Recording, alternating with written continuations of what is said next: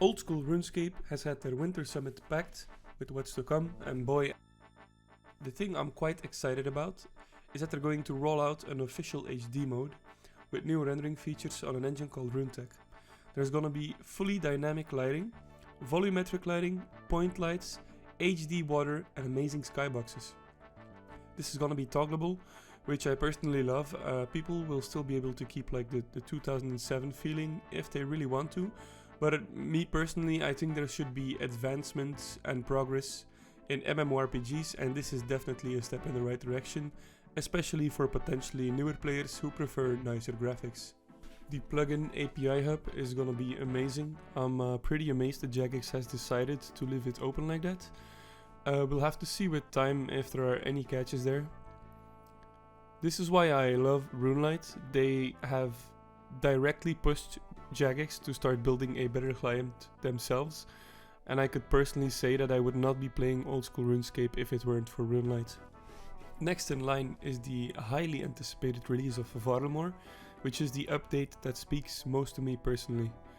Varlamore Part 1 is planned for release on the 20th of March, and on its release we're immediately getting the Fortress Colosseum, which, if I'm not mistaken, has also been nicknamed the Blue Inferno.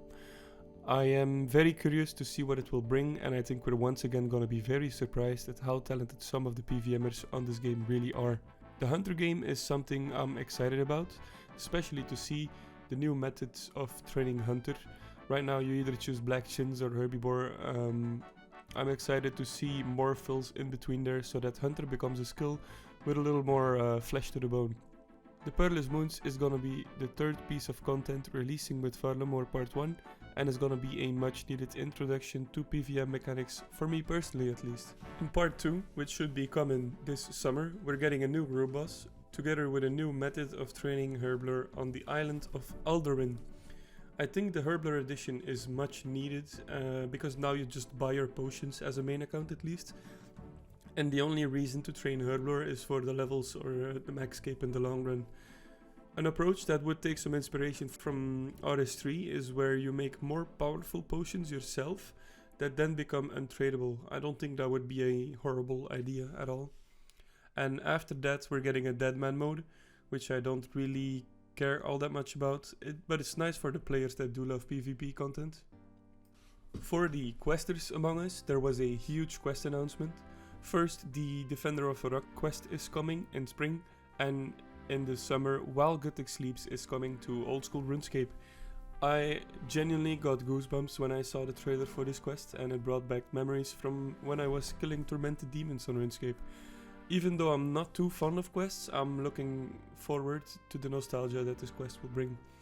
As for the post-quest farmable tormented demons drop table, initially I was more keen on getting a new drop table added because more items means more fun and diversity, but after some thought I don't think they should change them. They should remove Dragon Claws from Cox and add them to the Tormented Demons drop table. Cox already has a pretty extensive drop table. Another thing that was talked about was the mid-level PVM rat boss, which I'm curious about. See what I did there? It will release on the 24th of January, and mid-level PVM is something that does need a little filling up in my opinion, and this boss should help in taking care of that. The final thing I'll be yapping about this video is the sailing progress update, together with the roadmap we got during the stream. Currently, they are working on the mechanics of navigation, and planned after that is coming primary gameplay. They did say that they already developed the core of the skill that allows you to gain XP and level up. Different boats have been added, from small boats to large vessels, and multiplayer boats have also been added. The port unlocking progression also seems nice in my opinion, and personally I'm curious as to how they will upscale the sea for our boats to have a realistic feeling when sailing. I can deduce from the video that they'll release a base version of the skill, and they'll keep adding to it as time progresses. At first I was a bit concerned about this statement, but I think they realized they are not gonna be able to release a hollow skill, so to say. I'm quite confident that the Old School team will also ask the RS3 developer team for their help, because they have a lot more experience in skill releases and balancing.